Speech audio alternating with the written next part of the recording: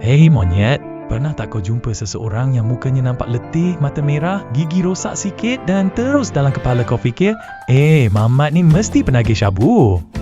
Hati-hati monyet, kadang kita ni cepat sangat jadi hakim. Tapi memang ada beberapa tanda yang sering nampak pada wajah penagih syabu. Contohnya, luka pada kulit muka sebab mereka rasa macam ada serangga bawah kulit lalu asyik menggaru sampai jadi luka. Tanda kedua, gigi rosak dan mulut busuk. Dadah ni buat mulut kering, kurang air liur, akhirnya gigi cepat reput dan patah. Ketiga, mata merah dan lingkaran hitam bawah mata.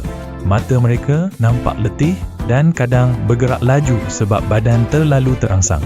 Dan yang keempat, wajah nampak lebih tua daripada usia sebenar. Berat badan turun mendadak, kulit kering sampai nampak macam tua sebelum waktunya.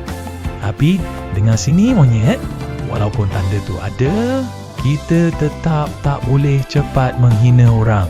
Mungkin hari ni dia jatuh tapi esok dia boleh bangkit. Jauhi dadah, jaga diri dan jangan cepat menilai orang dari rupa.